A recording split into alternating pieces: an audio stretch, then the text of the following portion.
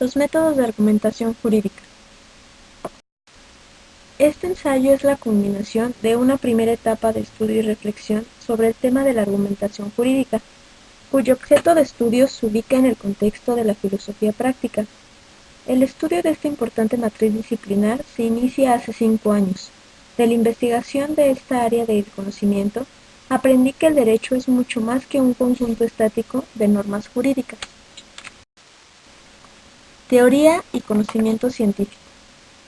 Karl Popper enseña que la teoría es un conjunto de ideas que dan explicación de algo y son tenidas por verdaderas mientras no aparezcan nuevos datos que las falseen.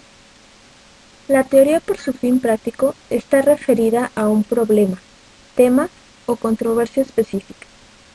Por ello decimos que la teoría es la unidad de carácter científico cuyo objeto es resolver un problema o ser la respuesta.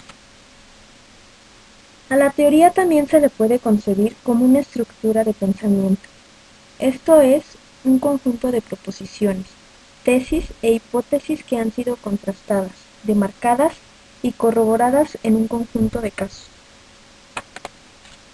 La teoría científica se deriva de modo riguroso de los hechos adquiridos mediante la observación y la experimentación.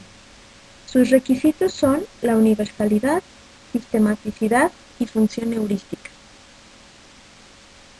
El uso de las teorías es importante, ya que sirve para identificar normas con las que se construyen los microsistemas que tienen por reto resolver problemas. Teoría de la argumentación jurídica. Se encarga del estudio de las estructuras formales del argumento como proceso de comunicación.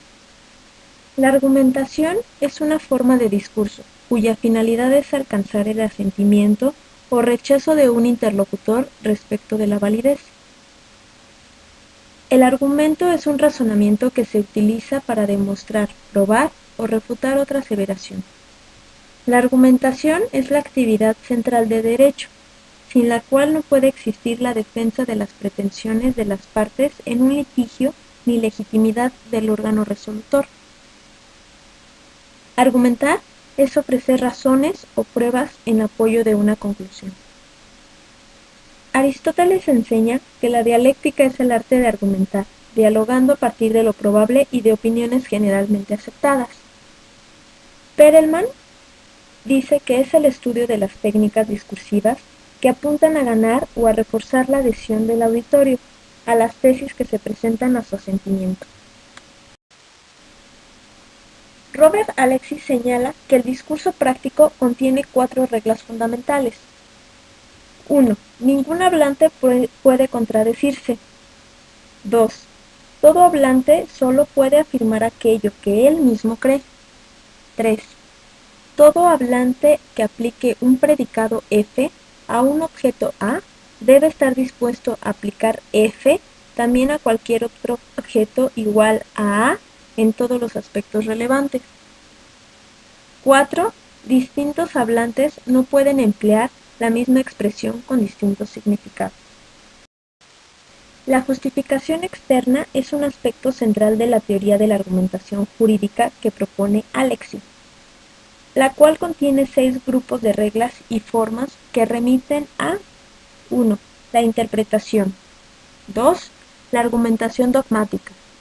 3. El uso de los precedentes. 4. La argumentación práctica general. 5. La argumentación empírica. Y 6. Las llamadas formas especiales de argumentos jurídicos. Contextos de la argumentación jurídica. La argumentación jurídica como unidad teórica práctica se desarrolla a partir de los siguientes contextos. La retórica, que es el arte de hablar de lo que plantea problemas y del modo de persuadir, mientras que la argumentación se encarga de ofrecer razones para justificar las premisas o la conclusión. 2 ámbitos de la retórica son los siguientes, que es la ciencia, donde las demostraciones se deben basar en la certeza y en la verdad. Por otro lado está el discurso persuasivo, que argumenta sobre aquello probable o verosímil. El lenguaje. Las palabras constituyen símbolos para representar la realidad. Por ello, en el hacer del derecho es necesario realizar un análisis del lenguaje para la elaboración y prescripción de las leyes, pues el ordenamiento jurídico es, en su modo, de transmisión y recepción activa y crítica, pues como ciencia práctica, discursiva, su herramienta es el lenguaje. Norberto Bobbio dice que el derecho no es más que un discurso prescriptivo del legislador. La principal función del lenguaje es orientar el comportamiento humano, y cuando su fin es guiar y determinar las acciones de los destinatarios de las normas, se da un uso directivo del lenguaje. Entre las deficiencias del lenguaje natural, la principal es la vaguedad, es decir, todas las palabras son atribuibles en cierto dominio, pero se tornan cuestionables dentro de una penumbra, de la cual nuevamente son no atribuibles.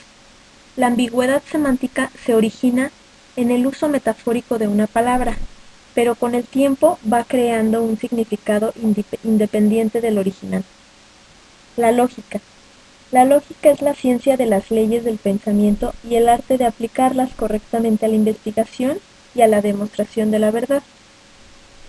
El estudio de la lógica es fundamental en la argumentación jurídica, pues permite un razonamiento correcto. La lógica clásica se encarga del estudio de razonamientos que son incorrectos, pero que pueden ser persuasivos, es decir, convencer. A estos razonamientos incorrectos se les llama falacias. La ética.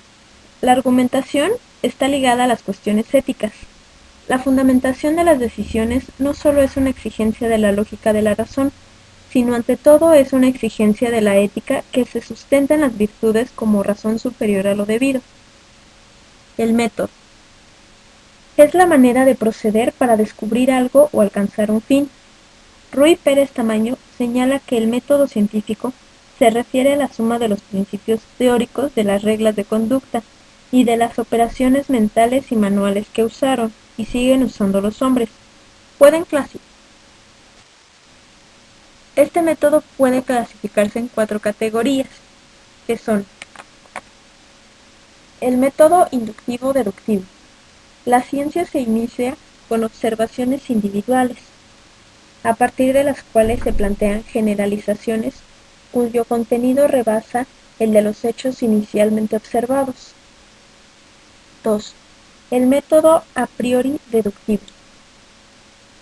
Parte de la idea de que el conocimiento científico se adquiere por medio de la captura mental de una serie de principios generales a partir de los cuales se deducen las instancias particulares que pueden o no ser demostradas objetivamente.